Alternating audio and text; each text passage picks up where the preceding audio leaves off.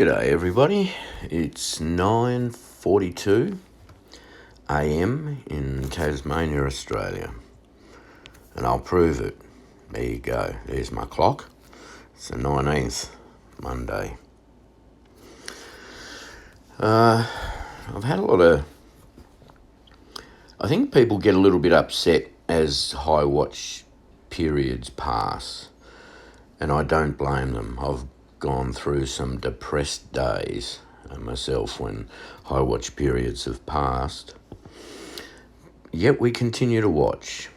Now we know we're waiting for our blessed hope, and that's Jesus to return. We know he's our only way to the Father, and we know he was the only person to live a perfect, sinless life, who was crucified for our sins, not for his own. And he willingly did that. So we watch and wait because there are so many verses in the Bible that tell us to do just that. Now, something I'd like to point out that I noticed by doing a couple of simple searches in my Bible app for watch and watch ye, and I'll show you that after this one, is the progression from... I won't go right back to the very beginning of the Old Testament, but I'll just start here at Psalms. There's a progression, and it starts off talking about watching in general for varying things, but there's a lot of typology. Set a watch, O Lord. Prepare the table. Watch in the watchtower. So in the Old Testament, there's a lot of watching that appears to be looking forward. As we move through the Old Testament and begin the New Testament, you'll see also in the minor prophets that watching, the theme is much more towards, being in the watchtower and watching for something very significant to come. As we enter into the New Testament, you'll see that Jesus starts to make it clear that we are to watch for him and his return. But he's also saying that to the Jews at the time, knowing that this return would be 2,000 years later. So for them, he is saying, basically, tongue-in-cheek, keep watching. Hint, hint, it's not going to be for a couple of thousand years, though, so you're really not going to know the day yourself, because he's speaking to them. But then as we progress through the New Testament, and particularly in the book of Luke, which we all believe was the apostle to the Gentiles, or the books that were written to the Gentiles, so to speak, we see clearly that we're told to watch because we don't want this event to overtake us like a thief in the night. And then as we continue to progress through the New Testament towards the book of Revelation, where we are now, it becomes clear that there's a very important reason to watch and consequences for not watching.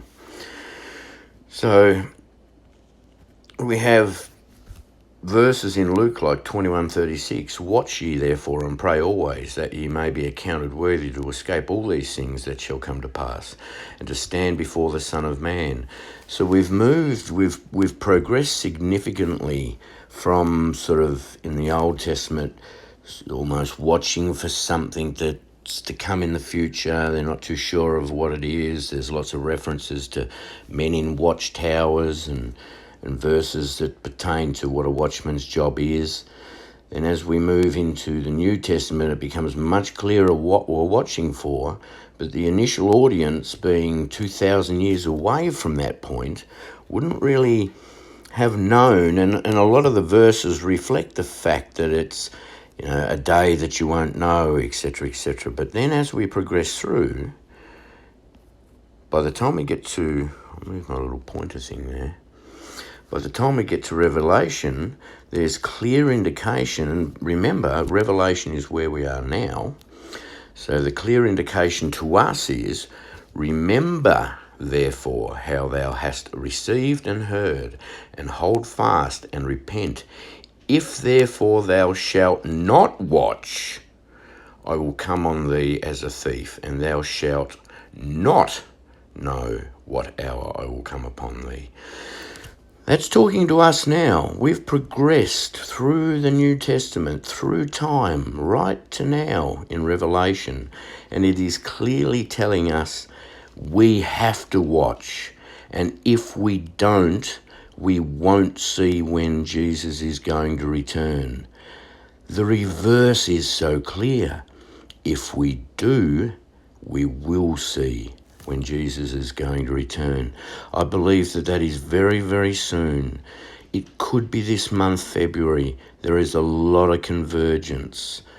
There is also a lot of spiritual attack going on, both towards the channel, in my personal life also, and I know the lives of so many other watchmen and women and Christians in general. I'm also noticing a lot of solid channels being attacked as well. So let's just have a quick look at Watch Ye. Search. And we have similar themes that happen, but this is more specific because I went with Watch Ye because it's meaning, you watch, you must watch. And as you see, as we progress again through the Old Testament and into New Testament, the theme is very, very, very clear. You'll have to pause and read these. The videos go too long if I read them all out. But the theme becomes very clear. When Jesus was talking to the people that he was talking to in his time, he knew that this event was quite a long ways off. They were never going to find that day. But then as we progress, and he gave plenty of hints, and those hints were for us.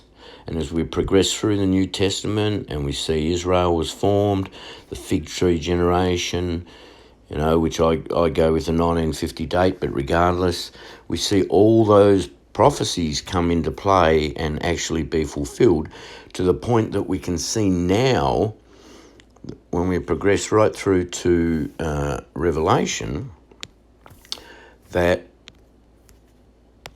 which is also a progression in time, a chronological progression in time to where we are now. You can see that if we don't watch, we won't know when Jesus is going to return. If we do watch, we will. It's very clear. This is why we watch. We're not just date setters trying to get subs and make videos, because believe me, as you'll see in some of the comments that I've got, and I'll mention that in a minute, it isn't always an easy job doing this. And I'm not a monetized channel, etc. And, some days I might put in 8-10 hours a day. That's like a lot of days in a week that I do that. And this is all unpaid stuff. We're doing this for the glory of Jesus, to try and spread the gospel of the good news gospel, which is salvation through Jesus and his blood and crucifixion. But that period of grace, that dispensation of grace, is coming to a rapid end with the rapture. So we are desperate to get the word out, to plant seeds, to see Jesus save souls for the kingdom. So that's our job. Now, I'll come over here to YouTube Studio. I want to thank everybody that has made this little community, first of all. This is your channel. I promote so many people on this channel, subscribers and other channels, because I don't see this as anything that I own. DJ has been helping me an incredible amount of late. So I would say DJ and I head up this channel. However, it is a community-owned channel. Having said that, there are times when I have to take the role of the owner of the channel and sometimes block people. We do get a lot of nasty comments, particularly of late. The spiritual warfare against Christians, Christian channels, is off its head. I mean, I've got people coming on this channel claiming to be prophets. They're damning me to hell. Other people saying, it's all about works and damning me to hell for that. Other people saying, you have to keep the Sabbath, you have to do this, you have to do that. Well, there's so much discrepancy over when the Sabbath really is, whether it resets every year with the head of the year or whether it's Friday night to Saturday night. You'd near have to keep every day a Sabbath to make sure that you were keeping the Sabbath. And remember, you can't eat or prepare food, so you'd starve pretty quick. Like, it's not about works. God made salvation very plain, simple and clear. He didn't then throw in, you have to also keep the Sabbath or you're not saved, and muddy the waters, because we don't even really know when a true Sabbath is, to be honest. But guys, you have made my day. Some of the comments of support that I've got today are fantastic. I love you all. I try to give credit to people. We're getting so many comments now. DJ and I will spend an hour or two each at one particular point and not even get through the replies to replies. So I'd like to apologise for the people that I am missing, but it has become quite a busy job, and because we're such a community-oriented channel, we like to try and get through the replies and share things that people have put out and their views, even if they're not the same as ours always. So that takes up a lot of our time. Also, when I share channels, I don't always 100% agree with them, but we're all grown-ups and adults on this channel. Sometimes you've got to eat the meat, spit out the bones, and have a look at the whole video and pick out the pieces that support what we believe here on this channel, which is once saved, always saved, if that was true heartfelt salvation, that it's not by works. That's what we believe here. We believe in a pre-tribulation rapture, so there's no point coming on and bashing me about my views on once saved, always saved and a pre-tribulation rapture. If you don't believe them, then you need to start your own channel, promote your views there, or move on from my channel. But why attack me? That's not a Christian thing to do. Celine, I love you, sister. You always comment and say some great things. And yeah, Garrett, thanks for the call out today, and for all the other watchmen. You're a real supporting brother. You like to do what I do, share and just get the word out. Good on you, man. I can't wait to meet you, Garrett. Cabin Girl, yeah, you always post some great stuff too. Thank you very much. Appreciate all the stuff you post, even though I don't manage to get through everybody's comments. Thank you, sister, for your support also, Christina. And I'm not going to read all of these out. I'm just scrolling through a few comments so that I give the people on this channel that support us in prayer and with comments. I'm just giving you the credit that you deserve and the airtime that you deserve, because it's your channel also. Matthew, you're an awesome brother. You post so many good things and have such good insight. Man, I try to share a lot of your stuff. I appreciate everything that you say. Hello, sister. You've got some new comments too. Jona 1. That is interesting. 12th month is Adar and Gregorian February. The Esther month, I call it now, is where we're in it right now. You're not wrong. That's it. We're in it. That's why between now and 29th of Feb, such high watch days. 24th is mine, but there are a lot of people looking at other high watch days. The 21st is another one that a subscriber on this channel had some good information about. But don't forget, if we get past February, there's the head of the year, which is, I believe, March 16, 17, very significant. And if the Jews have got Purim wrong this year, I mean, it is one of their feasts. It wasn't one of God's feasts anyway, but they have it on March 23rd. I mean, if it's one of their feasts and on the wrong day, on March 23rd, well, that'd be a good reason as any to turn their feasts into mourning. On the wrong day and one of their feasts, not one of God's feasts. So who knows? It could also be March 23rd. I'm looking at before then. I definitely see before the eclipse, but I may have to reevaluate my view.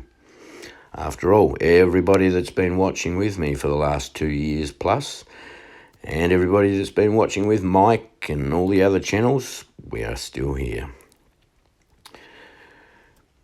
Evie275, you post some great comments too. Thank you very much for being part of our community. And remember, where two or more gather in my name, there I am amongst them. So that becomes church.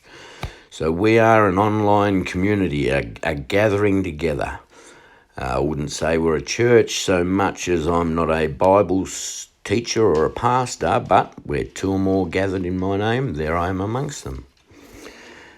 So you don't necessarily have to have a building. SMG Reacts. Yeah, I've seen your comments on Discord, bro. I've just been so busy to get to them, and some of them are very in-depth and really need my full attention, and that's been very difficult lately with so many spiritual attacks happening against the channel and in my life in general.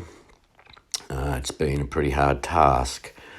This week is going to be another difficult week for me personally, so prayer would be greatly appreciated.